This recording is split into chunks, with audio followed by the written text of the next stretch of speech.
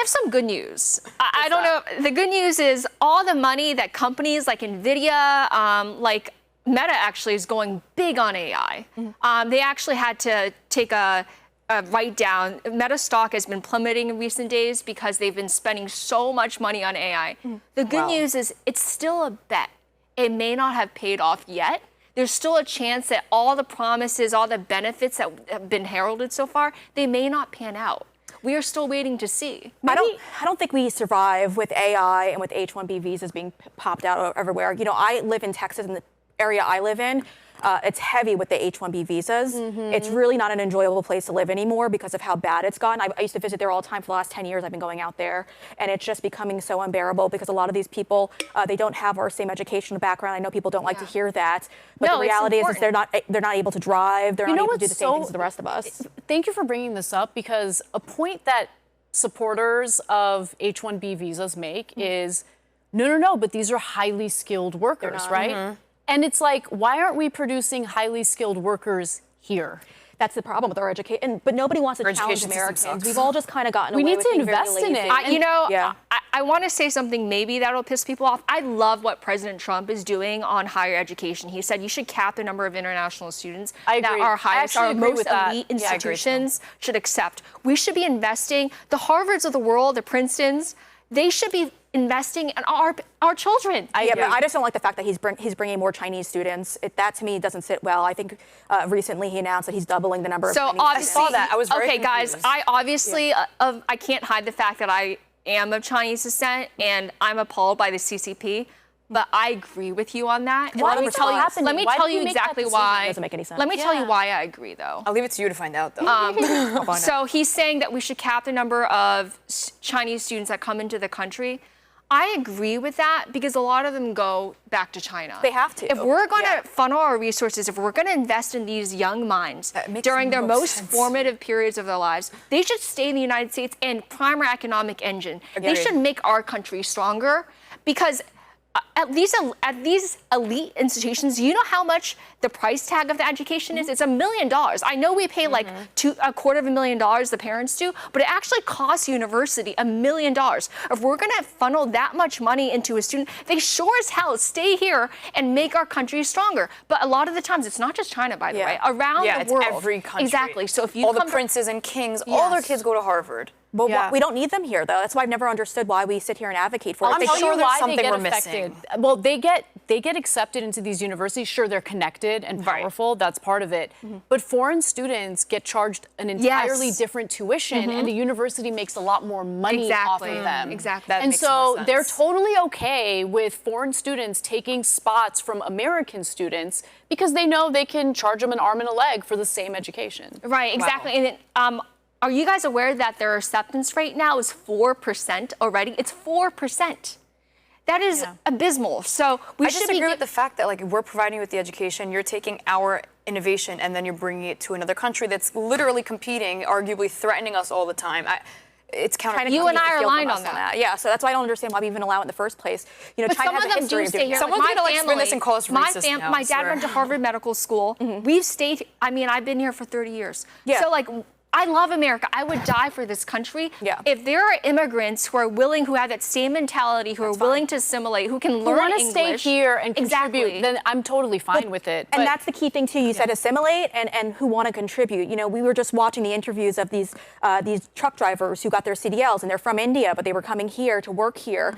And one of them in a local news report said, I'm sending the money back to my family in India. Well, why are we doing this to ourselves? Because we should be paying these people a livable wage, a livable wage here, which I think is fair to ask of these truck companies. And stop. But then when you look through the history, and I've done the research, especially in California, the driving schools are run by Indian-owned families, and they're getting these people in. They're paying off the DMVs. There's been at least half a dozen in the last couple of years where they've gotten caught in this scheme, where they're paying off the DMVs to give them the licenses, even though they're not proficient. And you just look it up. The DOJ has prosecuted a lot of these cases. They're just giving them bribes, and then they're going towards companies that are owned by Indian companies. And if they're not owned by Indian companies or working for an American company, they're still sending the money back to India. We're shooting ourselves in the foot here. I agree with that. And Breanna, you bring up a fascinating point, because a lot of companies have actually done well under the Trump era. You know, one company that has not been doing well? Western Union. Because illegal aliens and also just legalized immigrants over the decades, they've been pouring money back to their home countries.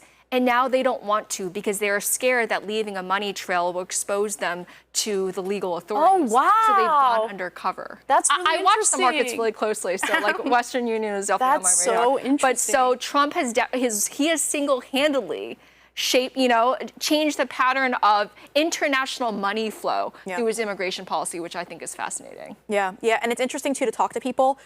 Let's just go with like how he's been able to handle the whole crisis at the border. I'm talking to people who are on the ground in places like Portland, and they're telling me that like you're all over the place. Yeah, the drug prices have absolutely skyrocketed because there's a limited supply coming now into our country. So his policies are working out well. Illegal drugs. Yeah, illegal drugs. Okay, yes. Okay. I'm sorry, I didn't mean legal. But I will say this: I'm a little bit worried about some of the trade war stuff because there's already been shortages and like back orders of like pharmaceutical medications that people need. Yeah. So I really hope he considers. I Can we think talk about that more? This was all new to me, like all these trade wars things. I had never even heard of tariffs like prior to history in elementary school.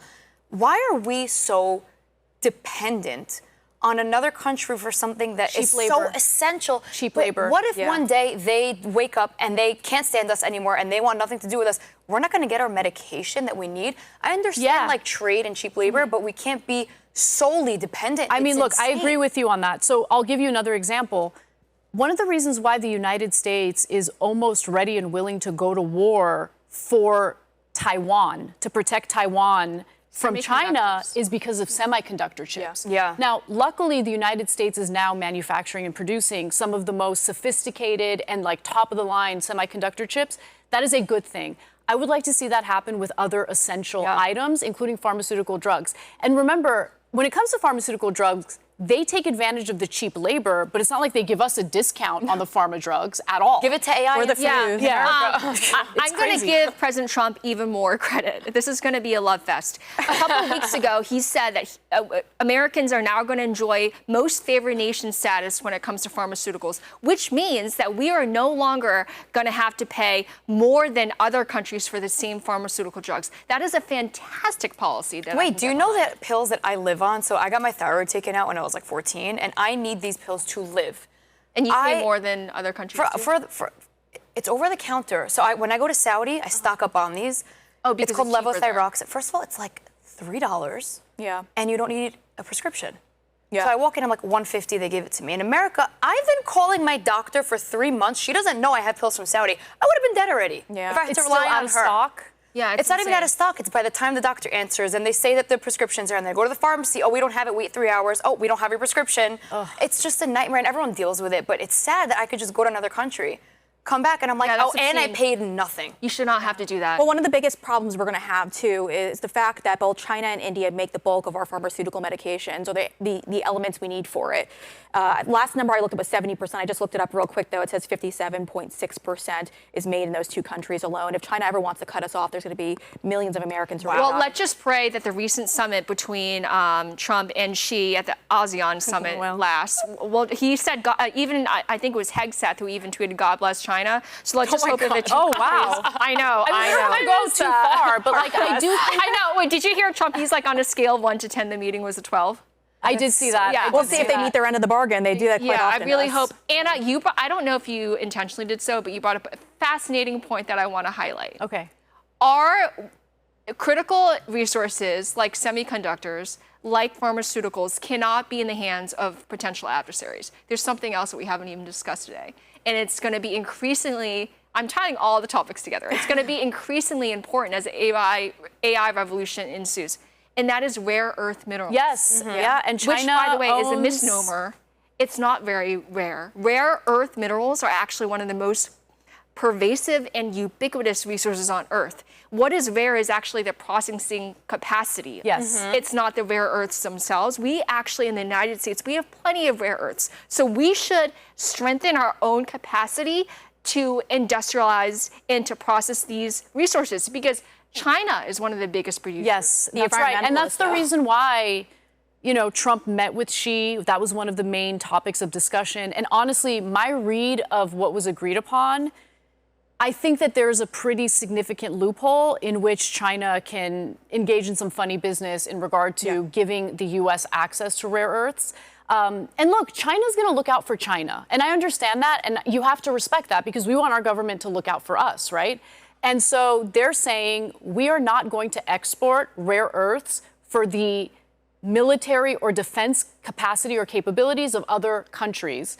I would want the same thing if we were producing the rare earths. Now, the question is, what do we do to get around that? Because the rare earths are necessary for so many of the products and items that we make here or need here in the United States. So I guess we're going to wait and see how that all plays out. But I do believe in some level of protectionism. That's one of the things that got Trump elected. Hopefully, you know, he actually abides by what he was preaching when he was running, because one of the other things that I've noticed about Trump that bothers me, to be honest, is when it comes to these trade deals, let's talk about Japan. Japan got a lot of favors met after they gave Trump like a fancy set of golf clubs. And it's like, dude, please don't sell out the country for like fancy golf clubs. You know what I'm saying? Yeah. Rare earth minerals, I think they got from Japan too. Anna, that's a really good point. And there has been some concern that Trump is going to ask our companies, like NVIDIA, which is single-handedly driving America's economic engine right now, they're asking NVIDIA to disclose perhaps some Intel secrets, like trade secrets, industry secrets, know-how, and share it with the Chinese. I very much hope he doesn't do that. That is American enterprise. It's the heart of American innovation. It should stay here. I know Trump wants to deal with China, but not that bad. I agree. All right, let's reel that back in. We should keep that in-house and not even share. I wouldn't share with anyone. I'm actually more jingoistic than most Americans, I think. I want an American empire. I want to extend our ascendancy, and a part of that is industrial know-how. I agree. Would you make NVIDIA sign an NDA? I'm joking, I'm trying to type back to the... Let me say, as an investor myself, Jensen Huang is a Taiwanese American. I'm so proud of him as a fellow Asian, and I have this motto, in Jensen we trust.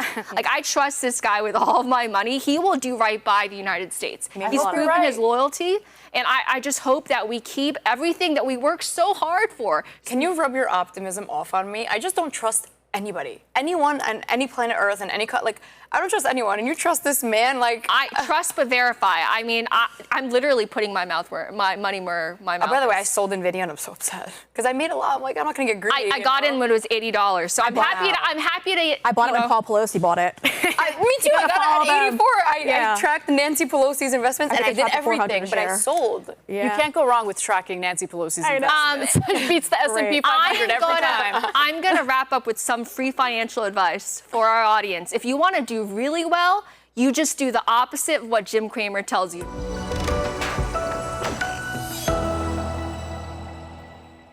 Hi everyone, I'm Lindy Li. If you like this clip, please go to YouTube, look for her take, and subscribe. You won't regret it.